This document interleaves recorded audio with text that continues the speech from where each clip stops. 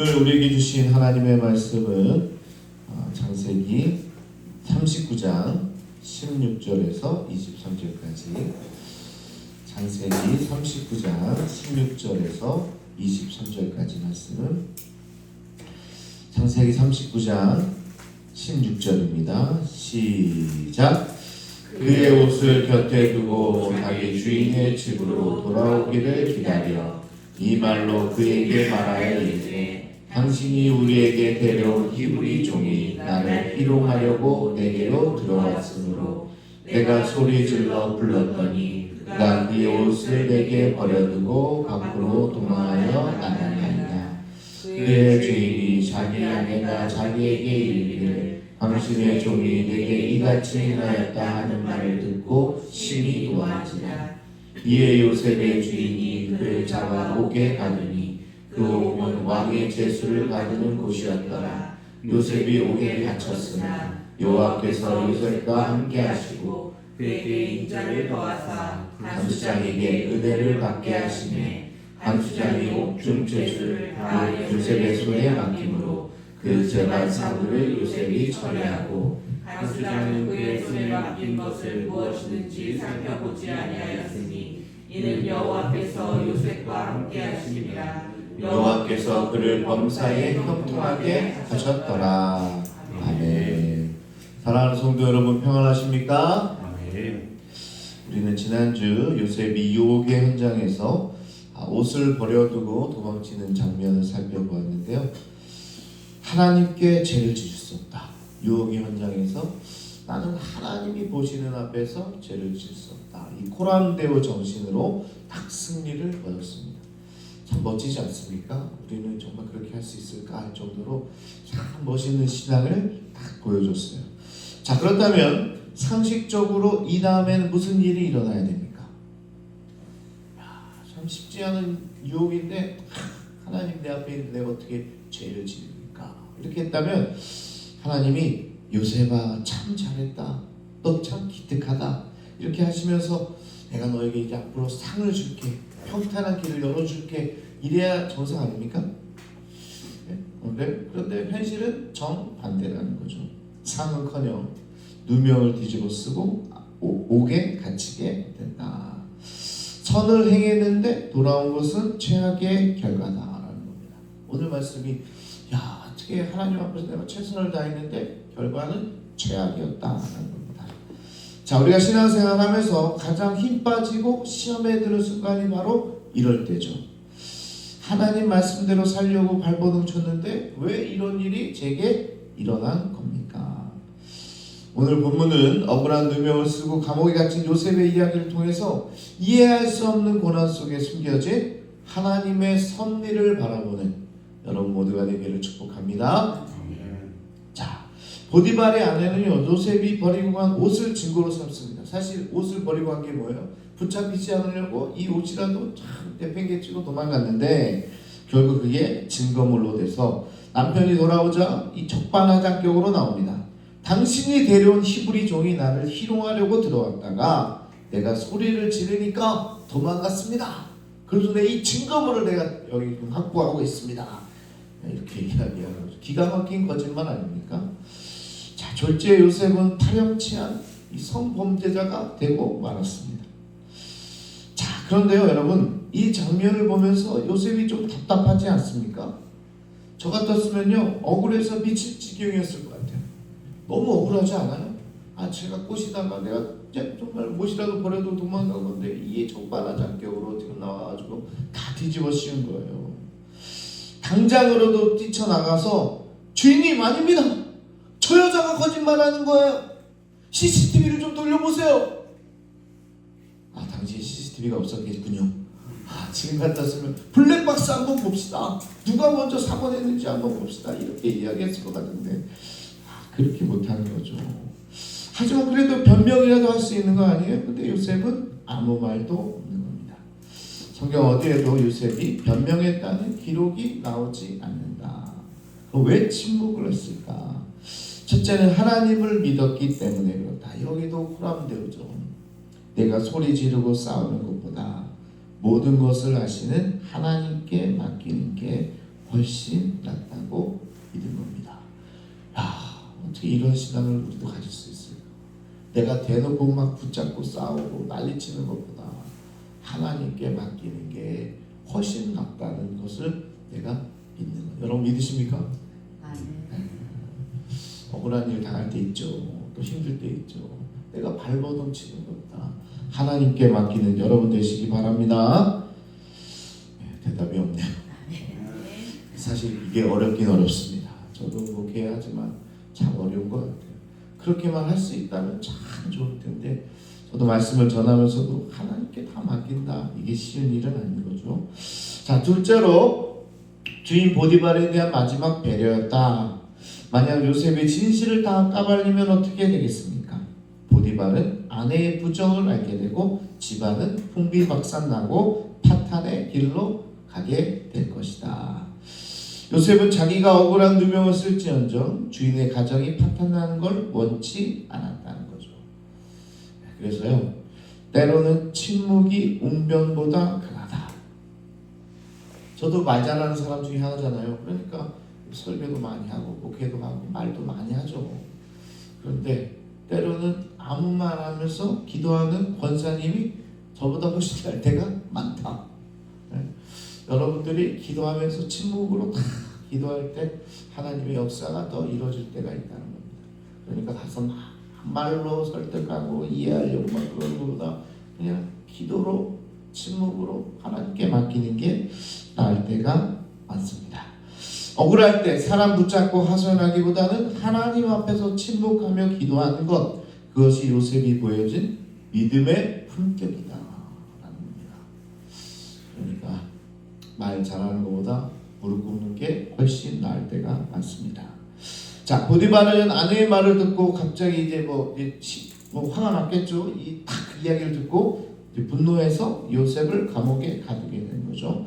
그런데 여기서 아주 이상한 점이 하나 발견되는데요. 당시 애국 법으로는 종이 주인의 아내를 건드리면 직결처형 사형입니다. 게다가 요셉은 히브리 노예였기 때문에 죽여도 아무 문제가 되지 않는 그런 상황이에요. 그런데 보디발은 요셉을 죽이지 않고 왕의 제수들을 받드는 감옥에 넣었습니다. 이 선에서 마무리가 되고 있는 거죠. 이게 무슨 뜻일까요? 어떤 이들은 보디발이 요셉을 믿었을 거라고 추측까지 합니다. 누구의 말을 믿었다고요? 아내의 말이 아니고요. 요셉을 믿었다고 추측하는 사람들도 있습니다.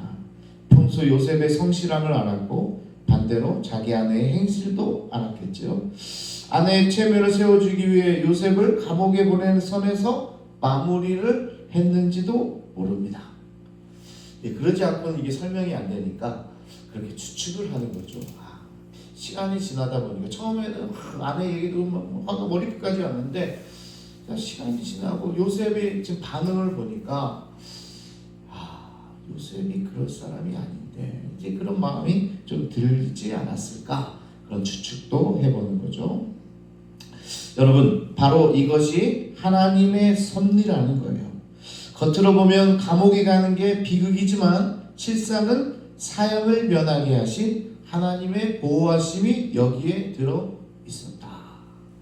자, 우리는요, 하나님 저가 코람데오로 이렇게 유혹을 이겨냈으면 좀 잘 되게 해줘야지 왜 감옥입니까? 그랬는데 그 감옥이 뭐라고요? 하나님의 보호하심 아래 있다는 거예요. 이해가 안 되죠? 자, 더 놀라운 것은 그 감옥이 그냥 감옥이 아니라 정치범 수용소라는 사실입니다. 아무도 놀리지 않습니다. 정치범 수용소가 뭐라고? 그런데요, 하나님의 섭리가 여기서 보이지 않습니까? 제가 애굽을 유학 보낸 거라고 했잖아요. 하나님이 돈 한 푼 안 들이고 애굽으로 요셉을 유학을 보내고, 정치범 수용소는요 최고의 강남 8학군의 학원입니다. 거기서 모든 걸 배웠어요. 모든 족보 있잖아요. 시험에 필요한 조건은 거기 다 있어요. 근데 오늘 어디 보냈다고 하나님이요? 정치범 수용소로 보낸 거죠. 요셉이 그곳에서 나중에 술 맡은 관원장을 만나게 되고 결국 바로 왕 앞에 서게 됐다. 만약 요셉이 쫓겨나거나 일반 감옥에 갔다면, 그리고 혹시 고향으로 돌아가게 됐다면 총리가 될 수 있었을까? 절대 불가능한 일이다. 이 시골뜨기가 어떻게 이 대국의 국무총리가 되겠습니까?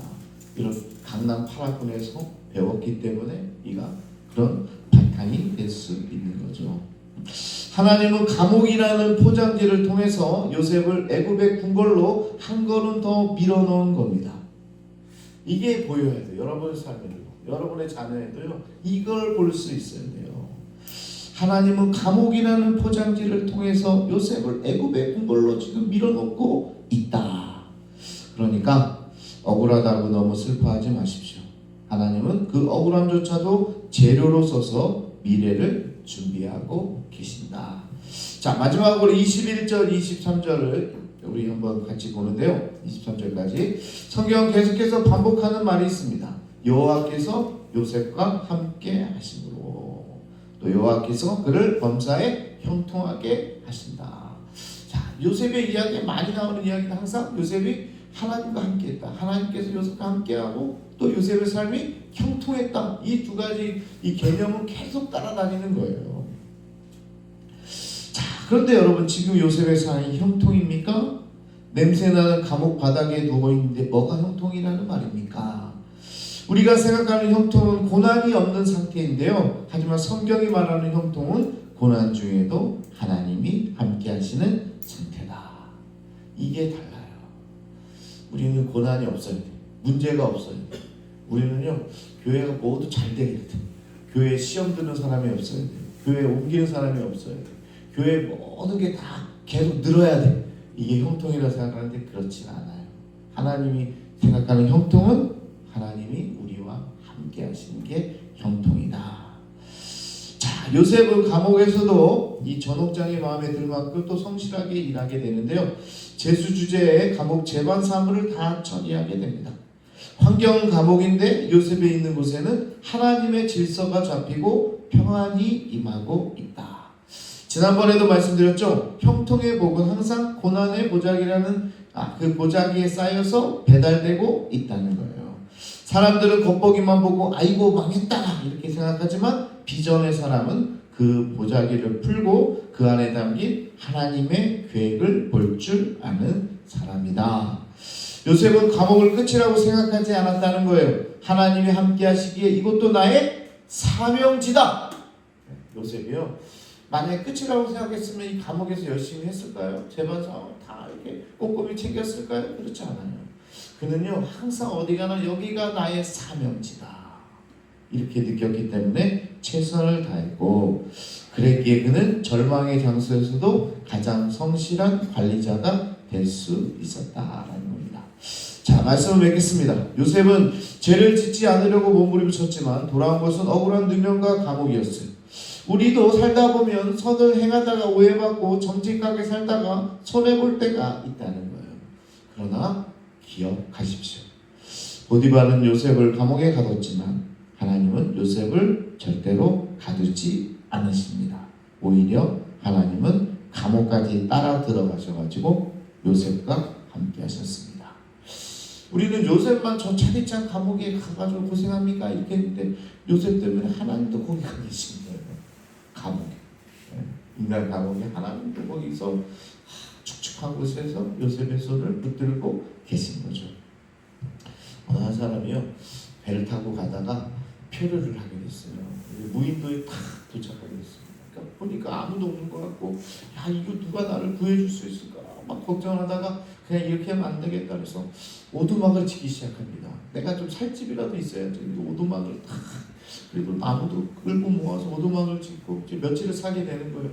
그리고 이제 음식을 구하려고 이제 그 숲속 안으로 들어갔는데 어디 연기가 나. 그래서 딱 보니까 뭐야? 오두막. 자기가 며칠 동안 열심히 지었던 오두막이 지금 뭐 하고 있어요? 닫고 있어. 뭐 번개를 맞았는지 뭐 어떻게 됐는지 오두막이 불타고 있어요. 그래서 야, 망한 자식이다. 이제 진짜 잘 데도 없나 보다. 막 이러고 해서 하나님 저를 정말 너무하십니다. 어떻게 합니까? 그런데 그때 뭐가 와요? 헬기까지 너무 많이 간 것 같고 구조선이 오는 거예요. 그래서 아니 어떻게 당신이 나를 여기 알고 이렇게 왔습니까? 당신이 피운 거 아닙니까? 도와달라고? 야, 그래서 구출받았다는 이야기면서 그 구조선에 하는 얘기가 연기를 보고 이게 강력한 구조의 신호라는 사실을 알았습니다. 그래서 구출받았다는 거죠. 여러분 요셉을 보십시오. 그의 감옥은 오두막이 불타는 것과 같은 재앙이었습니다. 하나님 성실하게 살았는데 왜 감옥입니까? 그렇게 원망할 수 있었어요. 하지만 요셉이 단 그 재앙의 연기 때문에 그는 왕의 제수들이 있는 곳으로 가게 되었고 결국 바로왕을 만나는 구조의 길, 총리의 길이 이곳에서 열리게 됐다. 우리가 보기에는 오두막이 타는 것 같은 절망일지 모르지만 하나님의 보시기에는 그것이 우리를 왕궁으로 인도하는 구조 신호이다. 아멘. 억울하게 타버린 것들을 보며 울지 마십시오. 아멘. 많이 타야, 더 크게 타야 하나님이 빨리 오십니다. 아멘. 하나님의 구조를 여러분 기다리는 오늘 하루 되기를 축복합니다. 자, 기도하겠습니다. 우리 주여 한번 부르시고, 정말 내가 신앙생활을 잘하고 있는데 오히려 일이 안 풀리는 것 같고 사업에 문도 막힌 것 같고 또 가정에 계속 어려움이 찾아오는 것 같고 또 우리 자녀들도 변하지 않는 것 같고 여러 가지 또 절망적인 상황 가운데 처했다면 그때 하나님의 섭리를 좀 바라보시고 그럴수록 하나님의 섭리가 더 크게 우리 가정에 우리 공동체에 또 여러분의 사업장에 임한다는 것을 믿었으면 좋겠어요. 그래서 오늘 기도할 때는요 여러분이 하나님께 맡겨보세요. 절망 가운데 여러분 찾아다니면서 막 소리치고 그럴 필요 없어요. 오히려 침묵이 기도가 오히려 나가서 내가 발로 뛰는 것보다 훨씬 영향력이 있을 거고 또 하나님의 섭리가 이 고난의 보자기 통해 배달됐지만 이게 구조의 신호가 되고 오히려 그 연기가 또 우리의 삶을 구조하고 또 우리를 통해서 이 세상을 변화시키는 우리를 그런 사명자로 이끌어 주신다. 이 요셉의 이야기를 통해서 오늘 우리가 좀 위안을 얻었으면 좋겠고 또 우리가 그런 사명자의 길로 나가기를 원합니다. 이 시간 우리 주여 한번 부르시고 통성으로 함께 기도하겠습니다. 주여, 아버지 하나님 감사합니다. 오늘도